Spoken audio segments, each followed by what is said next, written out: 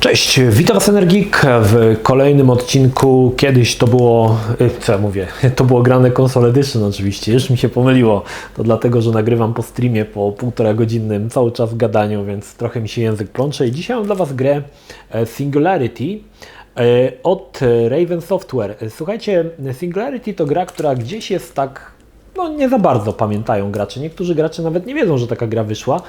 Faktycznie, jeżeli chodzi o strzelanki FPS, których w tamtych latach było dosyć dużo, było dużo gier, które wyszły, ale gdzieś tak sobie przemknęły bez jakiegoś tam zbytniego zapamiętania. Akurat Singularity miało dosyć ciekawy pomysł na siebie, więc myślę, że warto tą grę znać. Zanim Wam opowiem o fabule, tutaj mała taka dygresja na jednym ze streamów z chyba PlayStation 3 jakiejś gry. Ktoś zauważył, zresztą no, to jest rzecz, którą ja też widziałem, że był taki okres podczas wydawania, czy też podczas życia gier na PlayStation 3, że bardzo dużo gier było szaroburych, w brązowych kolorach, ciemnych, takich buroszarych, burozielonych czasami. Ten ktoś w sumie zauważył, że to jest troszkę taka spuścizna po pierwszych Gears of War.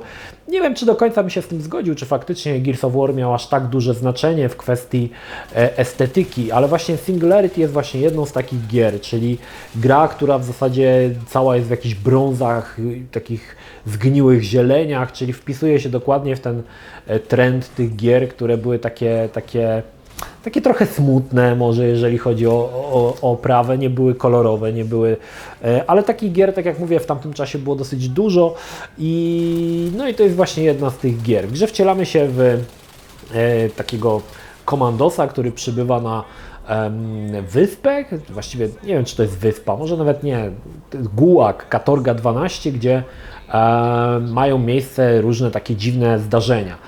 Okazuje się, że wydobywa się tam taki unikalny pierwiastek, który powoduje, że można się cofać w czasie.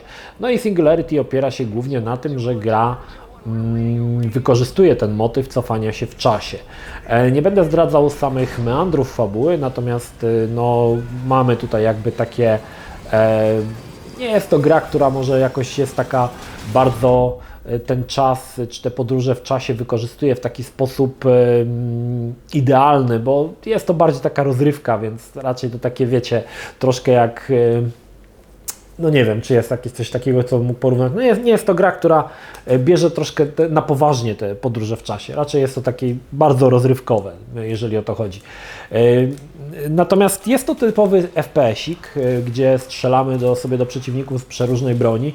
No i tutaj właśnie tą ciekawostką jest to, że raz przenosimy się do roku 1955, kiedy cały ten gułag był taki w rozkwicie, pracowali tam naukowcy, byli tam rosyjscy żołnierze, a raz przenosimy się w te lata aktualne dla gry, czyli tam nie wiem, w którym to było dokładnie roku się działo, ale to nie ma znaczenia, no gdzie to wszystko jest zniszczone, a cały ten kompleks przejęły jakieś takie różne mutanty, z którymi musimy walczyć. No i w zasadzie zabawa Singularity polega na tym, że gra przenosi nas raz pomiędzy tymi dwoma okresami. Nie jest to rzecz, którą możemy samodzielnie ustawiać, raczej jest to jakby z automatu się dzieje, że przenosi nas z jednego okresu w drugi, no i możemy sobie tam porównać, jak wyglądało kiedyś, jak wyglądało dzisiaj. Jednak najważniejszą rzeczą w grze, która była taką, można powiedzieć, nowatorską rzeczą, była broń, która się nazywała TDM, to był skrót od Time Device Machine, chyba? Time Device Machine. I był to taki specjalny, to nie był pistolet, to było taki, na rękę się nakładało taki specjalny przyrząd, który potrafił cofać w czasie przeciwników, ale i przedmioty. I z tym wiązało się dosyć kilka takich fajnych zagadek do rozwiązania podczas rozgrywki, mianowicie widząc na przykład zniszczony przedmiot, czy to była na przykład skrzynka, mogliśmy przy użyciu tego przedmiotu tą skrzynkę przywrócić do czasów jej używalności, tak? Czyli do tego roku 55 i wtedy na przykład wyjąć z niej amunicję. Wiązało się też, tak jak mówię, też oczywiście z jakimiś zagadkami, na przykład były zamknięte drzwi do połowy, mogliśmy zgniecioną skrzynkę podłożyć pod te drzwi, użyć TDM, żeby skrzynka powróciła do stanu używalności, czyli była normalna, no i ona wtedy automatycznie podnosiła drzwi. I to była taka jedna rzecz, która w zasadzie, z której Singularity zapamiętałem z tamtych czasów. Grałem w to po premierze na PC-cie, nie grałem w to na konsoli i pamiętam, że ten element mi się strasznie podobał i on tutaj w grze jest dosyć często wykorzystywany, bo niestety na tamte czasy system jeszcze nie pozwolił na to, żeby można było wszystko dowolnie zmieniać sobie w czasie i działa to tylko na wybrane przedmioty. Pamiętam, że byłem bardzo zawiedziony tym, że tylko niektóre rzeczy możesz sobie tam cofać w czasie i przywracać do używalności, a niektóre rzeczy niestety nie. Ale też ten TDM działa na przeciwników i to był kolejny fajny motyw, ponieważ mogliśmy przeciwnika potraktować takim impulsem i on wtedy jakby automatycznie od razu się postarzał, zmieniał się w takiego szkieleta obciągniętego skórą, a potem zmieniał się jakby w proch, się rozsypywał jego kości się rozsypywały na części. No robiło to wrażenie, słuchajcie, to robiło wrażenie. Aczkolwiek dzisiaj grając to Singularity, ten element z tym czasem jest fajnym elementem, ale cała reszta to taka dosyć generyczna niestety strzelanka i po części chyba rozumiem, dlaczego ta gra nie osiągnęła takiego sukcesu. Owszem, ten TDM był rzeczą, która była warta zapamiętania, ale patrząc globalnie, to ta gra niczym się za bardzo nie wyróżniała. Była to taki FPS-ik, który wyszedł, dział się w jakiejś tam, powiedzmy, komunistycznej Rosji i gdzieś on sobie tam po prostu umarł. I w zasadzie ciężko mi tutaj cokolwiek powiedzieć o Singularity, bo poza w zasadzie tymi dwoma broniami, tą jedną w zasadzie bronią, no to tam nie za wiele się...